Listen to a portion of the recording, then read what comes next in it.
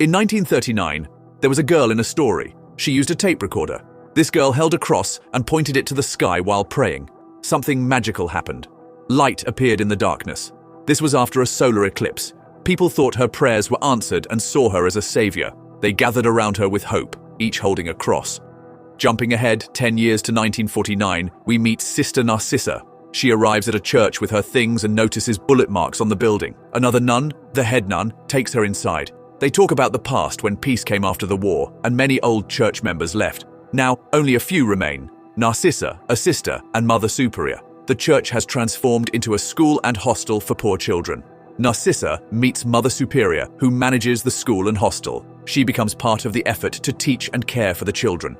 The film unfolds with mysterious events and supernatural occurrences, connecting past and present in the school's story. Narcissa, a character in the story, sees a picture of a girl in a room, the same girl we saw at the beginning. Surprisingly, this girl is Sister Narcissa herself. In a conversation, we learn that Narcissa has come to teach the children because another sister had left the school without anyone knowing where she went. Narcissa gets a room for her belongings, but her suitcase won't move. Upon checking, she finds a box with a letter, a picture of a sister, and a pair of scissors. The picture has the name Socorro on it.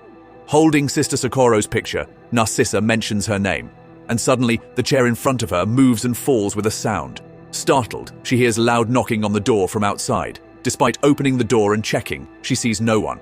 However, she notices a mark on the wall in front of her room that wasn't there before. Despite these strange occurrences, she ignores them and goes to her class to teach the children. In the class, Narcissa introduces herself and starts writing her name on the blackboard. As soon as she writes her name, all the children become scared. The story is building up with mysterious events and the eerie atmosphere surrounding Narcissa.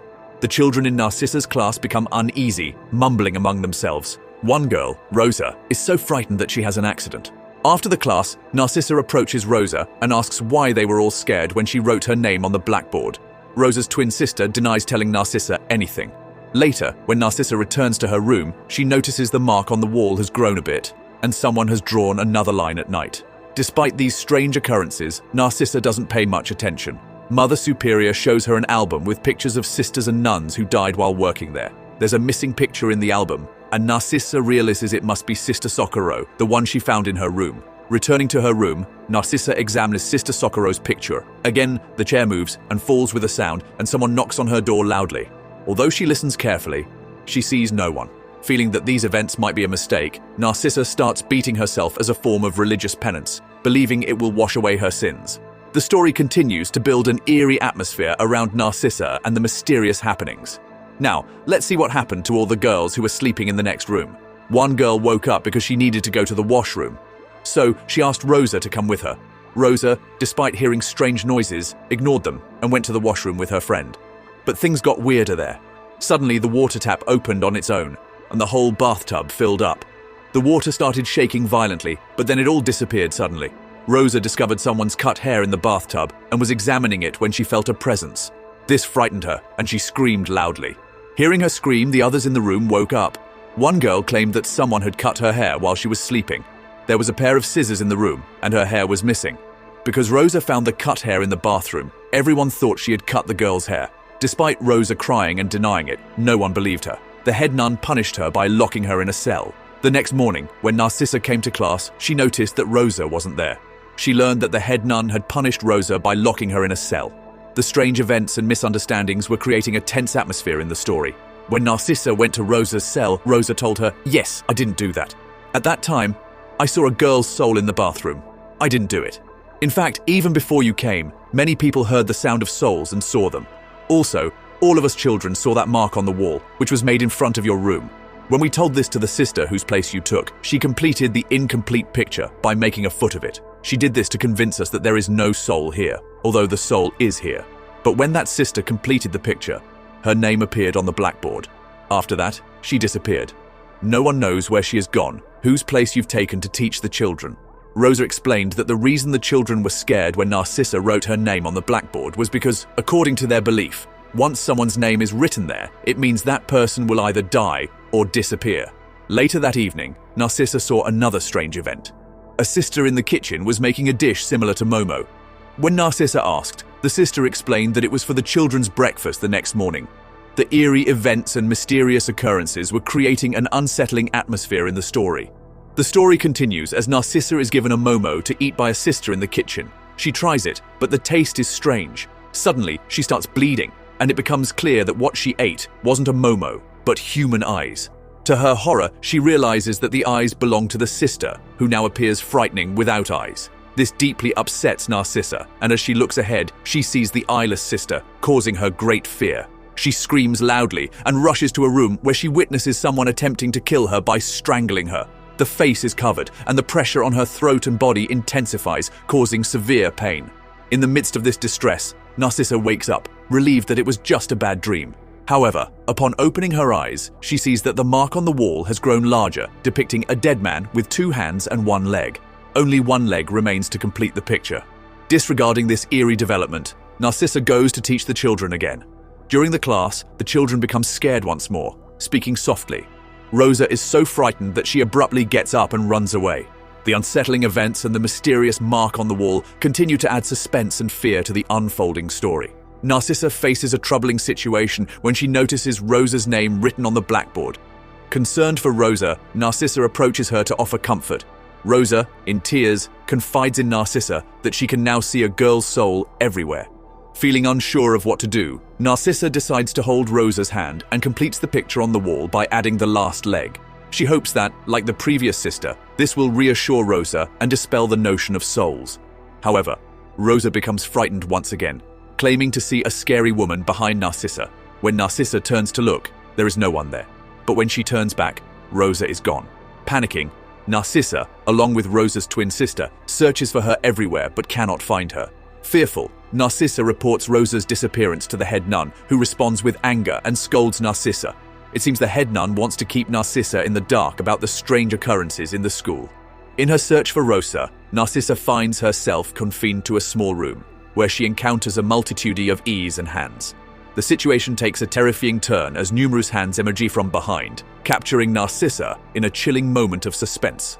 Narcissa, trying to escape the terrifying hands and eyes in the confined room, invokes the name of Jesus for protection. Fleeing from the ominous entities, she stumbles upon Rosa's lifeless body. Overwhelmed with grief, Narcissa begins the heartbreaking task of preparing to bury Rosa. The sorrow is palpable, and Narcissa's tears flow freely. Leaving the school with a heavy heart, Narcissa witnesses a solar eclipse, reminiscent of her childhood experience. Darkness envelops the surroundings, but after the eclipse passes, a bright light emerges. Despite this, Narcissa remains on her knees, gazing at the sun without blinking. In a poignant moment, it becomes apparent that Narcissa has lost her eyesight. Yet, paradoxically, she can still perceive everything happening around her. Transported back to the wartime period, Narcissa observes the church being infiltrated by robbers who commit heinous acts against Sister Socorro. The distressing scenes unfold before her, prompting Narcissa to scream in agony. The present-day observers realize that Narcissa has lost her eyesight and take her to a room. Holding Sister Socorro's picture, Narcissa reconnects with the past, witnessing the aftermath of the atrocities inflicted upon Socorro by the robbers.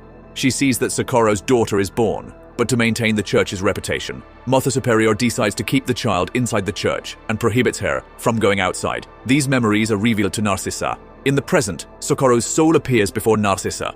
Understanding the injustice that Socorro had endured in the past, Narcissa feels compassion and reaches out to hold Socorro's hand. This connection transports Narcissa back in time to witness more of Socorro's story. She observes that Socorro's daughter has grown up, and one day, the girl falls seriously ill with a high fever. Unfortunately, the church authorities, including Mother Superior and the head nun, fear the consequences of taking Socorro's daughter to a doctor. They worry that revealing her parentage would tarnish the church's reputation. In an attempt to cure the girl's fever, they confine Socorro in a room and decide to treat the illness within the church. They fill a bathtub with cold water and attempt to lower the girl into it. However, the water is too cold and the girl struggles, causing her head to hit hard, resulting in bleeding. Unexpectedly, the girl's movements cease, indicating that she has lost her life at the hands of those present. When Socorro learns of her daughter's tragic demise, the weight of grief becomes unbearable for her. Overwhelmed by sorrow, she takes her own life. Witnessing these distressing events from the past, Narcissa feels profound sadness. In an effort to confront the injustice and tragedy, Narcissa unlocks the room where Sister Socorro was confined. This room, always sealed and off-limits, now holds the key to connecting two timelines, the past and the present.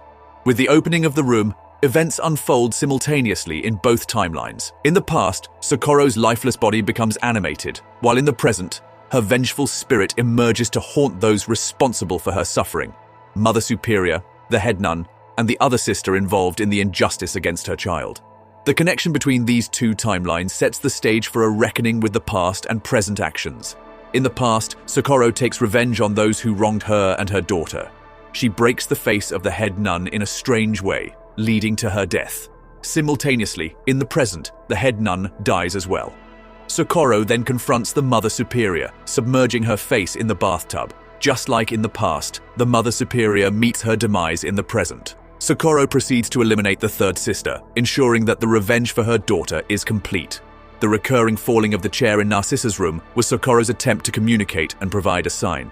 Additionally, Rosa, who saw Socorro's daughter's soul, contributed to the supernatural occurrences. Once the revenge is accomplished, peace and tranquility return to the school. The ominous signs and the sightings of Socorro and her daughter's soul cease. The narrative transitions 40 years into the future, to the year 1991.